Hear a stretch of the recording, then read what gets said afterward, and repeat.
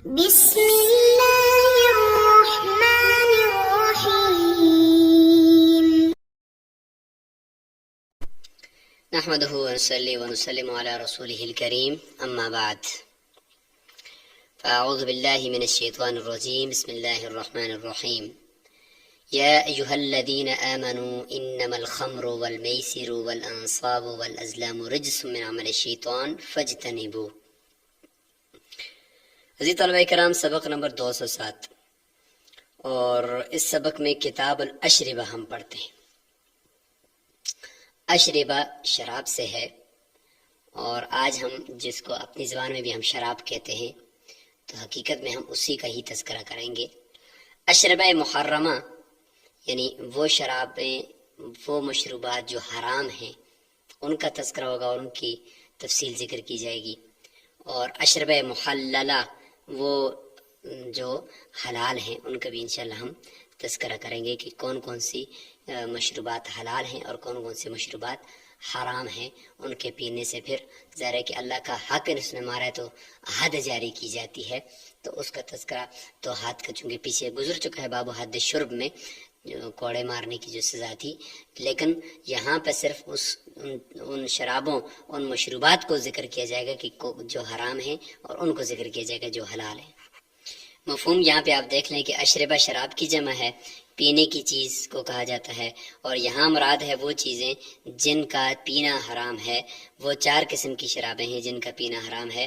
البتہ اصل خبر یہ ہے کہ انگور کا کچا رس جس میں جھاگ آ گیا ہو، گاڑھا ہو گیا ہو اور جھاگ جوش مار رہا ہو، یہ اصل خمر اس کو کہا جاتا ہے کہ انگور کا کچا رس جس کو ایسے چھوڑ دیا مٹکے میں ڈال کے اور وہ اتنا پرانا ہو گیا، اس کو چند دن گزرتے ہیں اس پہ، تو اس کے اندر ایک قسم کا جوش پیدا ہوا اور وہ جوش مارنے لگ گیا، ابلنے لگ گیا، اور ساتھ ساتھ جو ہے وہ اس میں نشہ پیدا ہو گیا، تو یہ اصلی شراب ہے جس کا ایک قطرہ بھی پی لے تو حد لگے گی، چاہے نشہ ہو یا نہ ہو۔ باقی جو قسمیں ہوں گی ان کے اندر نشہ آئے گا تو حد لگے گی، نہیں آئے گا تو نہیں لگے گی، لیکن خمر ایک ایسی چیز ہے کہ نجس العین ہے، اور اس کا ایک قطرہ کپڑے کو لگ گیا تو کپڑا ناپاک ہے، اس کا یعنی درم تک لگ گیا تو کپڑا ناپاک ہے، اور اس کا اگر ایک قطرہ وہ اگر کسی نے پی لیا، نشہ آیا یا نہ آیا، پھر بھی اس کے اوپر حد لگے گی۔ تو یہ قرآن مجید میں سورہ مائدہ میں موجود ہے کہ انما الخمر والمیسر والانصاب والازلام رجسم، کہ شراب اور یہ جوا اور یہ جتنے بھی ہیں جوئے کے تیر وغیرہ یہ گندگیاں ہیں، شیطانی عمل ہے، اس سے بچو تاکہ تم کامیاب ہو جاؤ۔ تو کتاب الاشربہ کی اس کتاب میں ہم 4 اشربہ محرمہ یعنی محرمہ مشروبات 4 قسم کی ہم پڑھیں گے، اور 4 قسم کی مشروبات ہم حلال پڑھیں گے۔ جو 4 قسم کی حرام ہیں جن کے پینے کے اوپر حد لگتی ہے، ان میں سب سے پہلے نمبر پر خمر ہے، اور خمر میں اس کی تعریف ہم نے کر دی کہ انگور کا کچا رس جو چھوڑنے کی وجہ سے جوش مارنے لگ جائے۔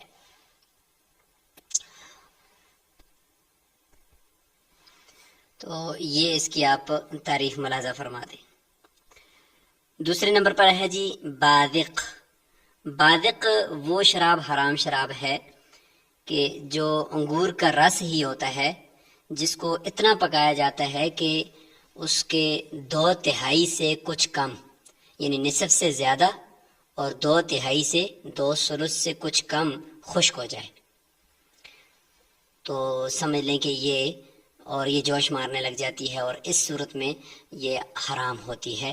لیکن یہ خمر کی طرح نہیں ہے، بلکہ اس سے تھوڑا سا کم ہے حکم میں، کہ اس میں اگر اتنا پی لیا کہ جس میں انسان کو نشہ پیدا ہو گیا تو اس صورت میں پھر حد لگے گی، ورنہ حرام تو یہ بھی ہے، ایک قطرہ اس کا حرام ہے، لیکن ہم بات کر رہے ہیں حد لگانے کی، کوڑے مارنے کی۔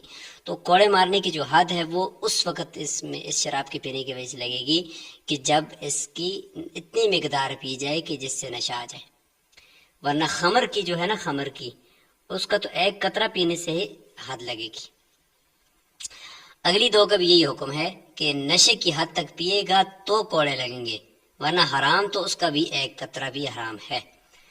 تیسری نمبر والی ہے جی نقیع التمر، کھجور کا پانی، کھجور پانی میں ڈالے اور اس پانی کو اس طرح چھوڑ دیا کافی دیر تک، اس میں نشہ پیدا ہو گیا، جوش مارنے لگ گیا، تو کھجور کا رس جو جوش مارنے لگ جائے تو اس کو کہتے ہیں نقیع التمر۔ یہ تیسری نمبر والی حرام شراب ہے۔ چوتھے نمبر پر والی حرام شراب جی نقیع الزبیب، کشمش کا پانی چھوڑا، اتنا چھوڑا کہ اس میں جوش آ گیا، نشہ آ گیا، کشمش ڈالے تھے اور وہ نکال دیے پھر، اور اس پانی کو چھوڑ دیا جس میں مٹھاس آئی تھی کشمش کی، اور اس میں نشہ پیدا ہو گیا، اس کو کہتے ہیں نقیع الزبیب۔ یہ چوتھے نمبر کی حرام شراب ہے، اور ان تینوں کا حکم یہ ہے کہ اتنی مقدار پی جائے کہ جس سے انسان کو نشہ آنے لگ جائے، تو اس صورت میں حد لگے گی، ورنہ چاروں حرام ہیں۔ چار جو حلال شرابیں ہیں وہ بھی ہم دیکھتے ہیں، نبیذ التمر و نبیذ الزبیب۔ نبیذ کہتے ہیں کہ پانی کے اندر کھجور ڈالا یا کشمش ڈالا اور مٹھاس اس کے اندر آ گئی، اور اس کے بعد فوراً ہی اس کو پی لیا، یعنی رات ڈالا صبح پی لیا۔ حضرت عائشہ رضی اللہ عنہ حضور صلی اللہ علیہ وسلم کے لیے بھی بناتی تھی، پی لیا، یعنی اس کو چھوڑا نہیں، بہت دیر تک چھوڑا نہیں، یا اس کو تھوڑا سا پکا لیا، اتنا نہیں پکایا کہ اس میں دو تہائی خشک ہو جاتا، تھوڑا سا پکایا، اور یا یہ کہ پانی میں رات ڈالا صبح پی لیا، بہت دیر تک نہ چھوڑا کہ جس کی وجہ سے وہ جوش مارنے لگ جائے، اس کو نبیذ کہتے ہیں۔ تو نبیذ التمر و نبیذ الزبیب یہ حلال ہے جی، لیکن اس کے اندر بھی اگر انسان طاقت حاصل کرنے کے لیے کمزور ہے، طاقت حاصل کر رہا ہے تو یہ تو ٹھیک ہے، لیکن لو لعب کے لیے اس کا پینا بھی جائز نہیں ہے، لیکن حد اس کی وجہ سے البتہ نہیں ہے۔ دوسری حلال شراب خلیتین۔ خلیتین کہتے ہیں کہ کھجور اور کشمش کو ملا کر پانی میں ڈالا اور دونوں کے ملاپ سے جو شربت بنا، اور اس کو بہت دیر تک نہیں چھوڑا اور نہ ہی اس کو پکایا گیا، بلکہ یہ کہ اس طریقے سے تھوڑا سا مٹھاس آئی، صبح پی لیا اس کو، تو یہ بھی جائز ہے۔ تیسری نبیذ العسل والتین وغیرہ، یعنی شہد پانی میں مکس کر دیا، انجیر مکس کر دیے، یا گندم یا مکئی یا جو اس طریقے سے کوئی چیز مکس کر دی، اور مکس کرنے کے بعد اس میں رات کو کی اور صبح اس کا جو شربت سا بنا اس کو پی لیا، بہت دیر تک چھوڑا نہیں ہے، تو اس صورت میں بھی اس کو پینا جائز ہے۔